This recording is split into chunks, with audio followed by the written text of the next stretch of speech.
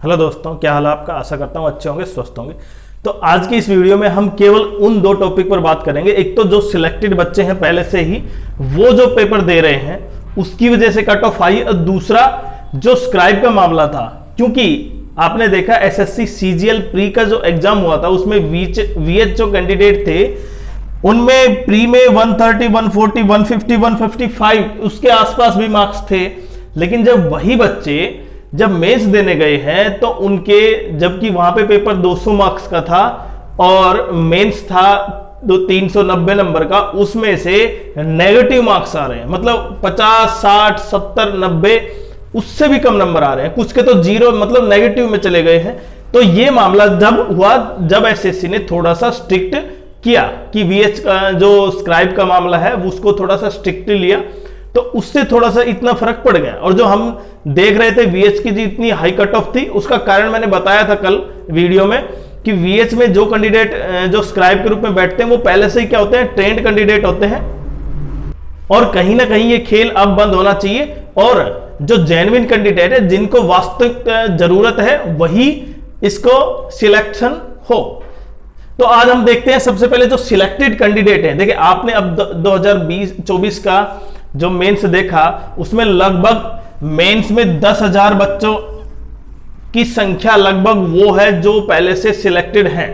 अब ऐसा क्यों है कि हर बार जो सिलेक्टेड बच्चे हैं वो बार बार मेंस दे रहे हैं, फिर से दोबारा से कंपटीशन बढ़ा रहे हैं? इसका कारण देखते हैं आज हम। ऐसा नहीं है कि उनकी केवल वो सिलेक्शन हो गए तो बस केवल वो फॉर्म नहीं भरेंगे, लेकिन फिर भी कई कारण हैं जिनकी वजह से वो सिलेक्शन होने के बावजूद भी दोबारा से फॉर्म भरते हैं। तो सबसे पहले देखते हैं। देखिए इसमें ऐसा नहीं है कि केवल, देखिए आपको ये पता है कि एसएससी 4000, 4200 ग्रेजुएशन लेवल पर जो सीजीएल की है वो वैकेंसी 2800 और 2400 इन ग्रेड पर क्या करती है, वैकेंसी की निकालती है और उनकी पोस्ट फिल करती है।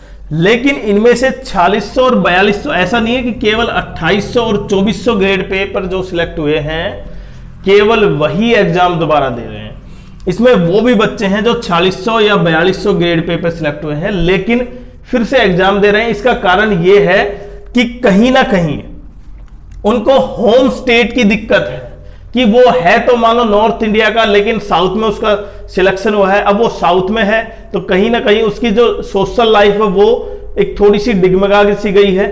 तो इस कारण से वो कहीं ना कहीं दोबारा से एग्जाम दे रहा है और उसको पता है कि उसको पेपर किस तरह आएगा और उसको पेपर किस तरह सोल्व करना है। दूसरा, इसमें डिपार्टमेंटल की भी वो होती है कि कई बार क्या होता है, बच्चों को ऐसा डिपार्टमेंट मिल जाता है जिसमें काम ज्यादा है या थोड़ा सा हेडेक ज्यादा होती है, तो कहीं ना कहीं उस डिपार्टमेंट को चेंज करने के लिए भी बच्चे दोबारा से एग्जाम दे रहे हैं जबकि पहले से वो सिलेक्टेड हैं।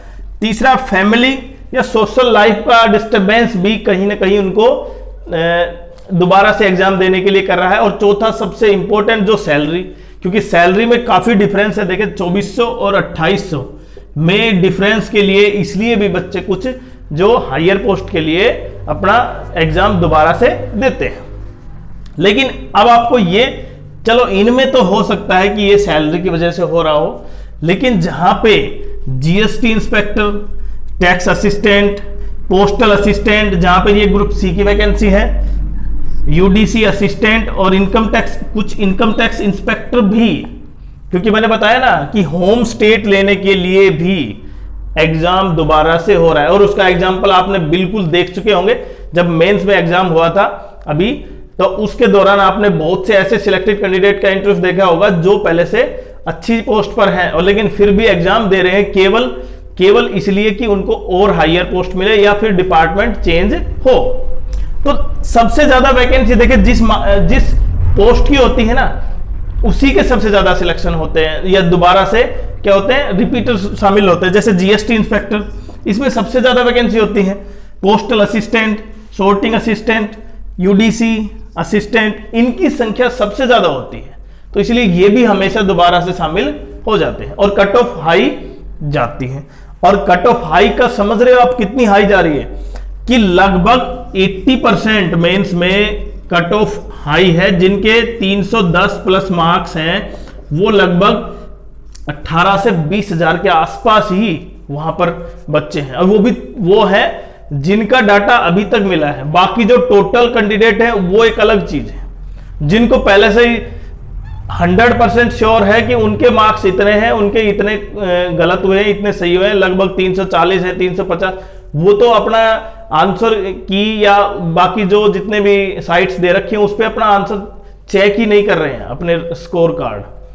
क्यों? क्योंकि उनको पता है, उनको सिलेक्शन की लगभग 100% श्योरिटी है।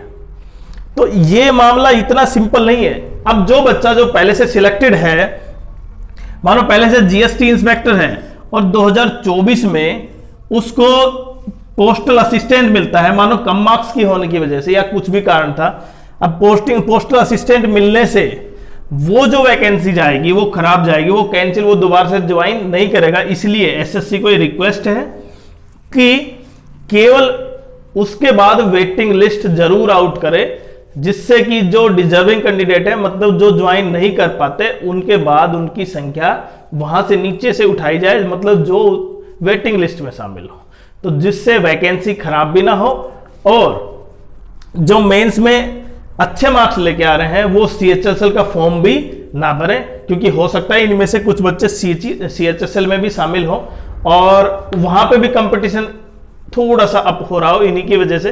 तो जिनके अगर मार्क्स सही हैं तो वो सीएचएसएल का फॉर्म ना भरे, केवल अपना सीजीएल पर ही रहें। तो आप ये मान सकते हैं सबसे ज्यादा सीएसएस के लिए ही ज्यादा एग्जाम दे रहे हैं। दूसरा एएसओ एक्सटर्नल अफेयर्स मिनिस्ट्री भी सबसे ज्यादा। तो कहीं ना कहीं ये ऐसा नहीं है कि केवल पोस्ट या सैलरी ही इंपॉर्टेंट है। कई बार क्या होता है, जो सोशल मीडिया के द्वारा जो लाइफ डिफाइन की जाती है ना, उसकी वजह से भी बच्चे कहीं ना कहीं जो पहले से सिलेक्टेड हैं वो एग्जाम देते हैं। और कुछ बच्चे ऐसे हैं जो ईगो सेटिस्फाई कर रहे हैं, केवल अपने आप को दिखाने के लिए कि मैंने 4 बार पास किया, 3 बार पास किया, 2 बार पास किया। तो कृपया ऐसे बच्चे केवल रिपीट ना करें अपने आप को, क्योंकि आपकी जगह कोई और बच्चा भी सिलेक्टेड हो सकता है। लेकिन वो सारी संभावनाएं वहां पे कैंसिल हो जाती हैं जब अगर एसएससी वेटिंग लिस्ट लेके आती है।